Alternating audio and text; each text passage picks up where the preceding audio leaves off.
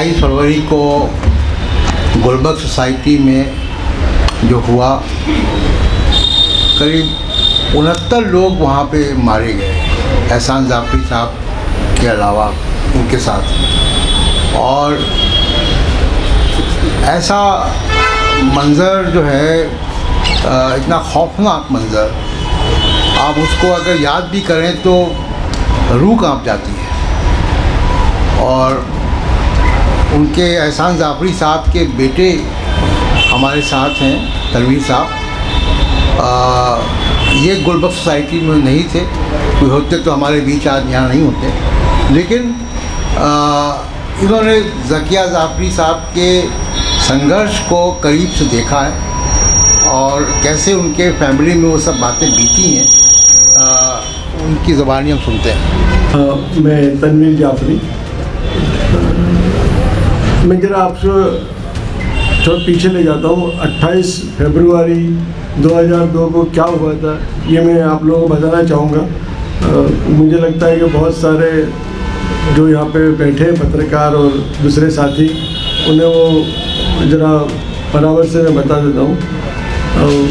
28 फरवरी 2002 गुजरात के बहुत सारे इलाकों के अंदर बहुत बड़े दंगे हुए थे, कॉमनल राइट्स हुए थे।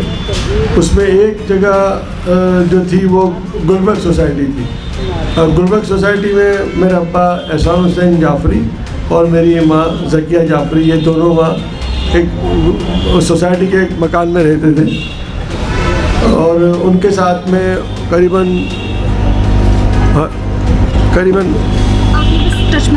अच्छा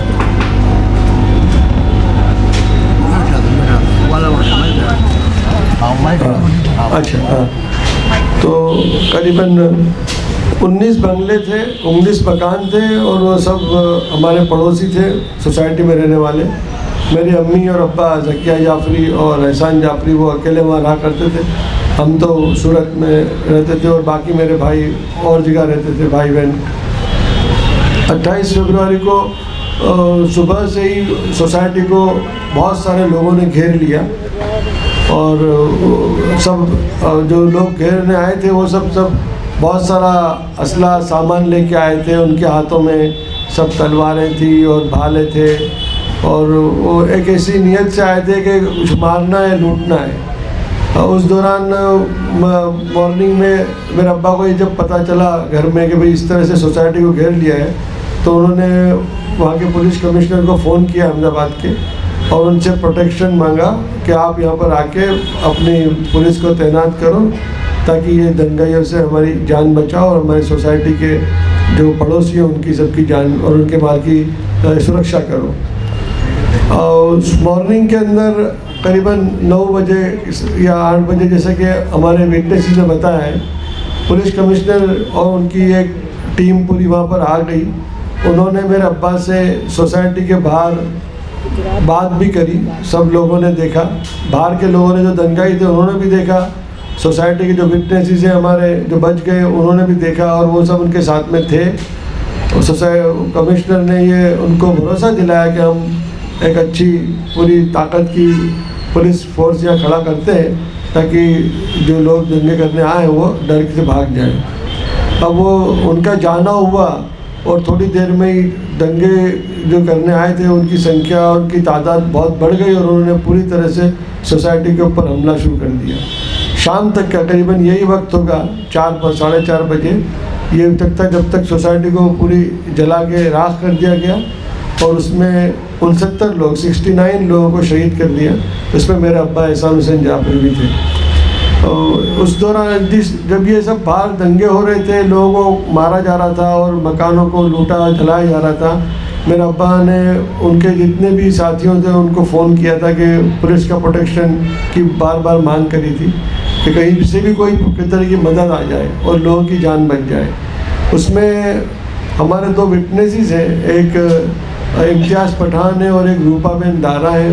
वो जब मेरे अब्बा करीबन दोपहर के टाइम में फ़ोन के ऊपर फ़ोन लगा रहे थे पुलिस डिपार्टमेंट में या उनके दूसरे पॉलिटिकल फ्रेंड्स को, तब वो उनके साथ में थे और उन लोगों ने ये अपने बयान दिए हैं कि उस वक़्त उन्होंने गुजरात के चीफ मिनिस्टर को भी फ़ोन किए थे और जब आखिरी फ़ोन ऐसा कहना उनका है कि उनको किया था कि भाई आप कुछ भेजो यहाँ पे, उन्हें ये मालूम नहीं था कि ये सब किस लिए हो रहा है।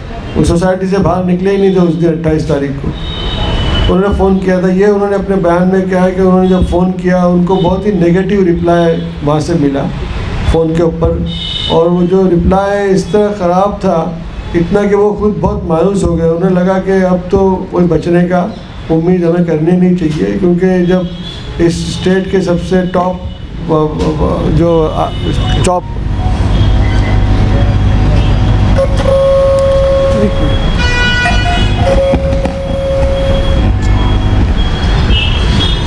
उन्होंने मैं तो ये कहा कि जब हमने चीफ मिनिस्टर की ऑफिस को फ़ोन किया और वहाँ से अगर इस किस्म का नेगेटिव रिप्लाई आया है, तो ये पूछा, उनसे कहा गया कि भाई अभी तो तुम जिंदा हो, तो उन्होंने फिर सोचा कि अब कोई पुलिस की उम्मीद की या कोई प्रोटेक्शन की उम्मीद हमें करनी नहीं चाहिए, और इस तरह से फिर वो मतलब उन्होंने उस वक्त उम्मीद छोड़ दी थी।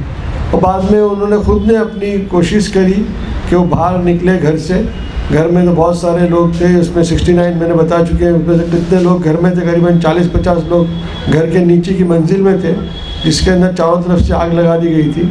वो खुद फिर बाहर निकले और उन्होंने दंगाइयों से बात करी कि भाई आप क्या चाहते हो, किसको मारने आए हो, ऐसा ये हमारे जो विटनेस ने बयान किया है। तब फिर जो कातिल थे, जिनके जो कातिलों के अंदर भी जो उनके सब आगेवानी कर रहे थे कत्लेआम की, वो लोगों ने मेरे अब्बा को खींच के ले गए बाहर और उनको कत्ल किया था।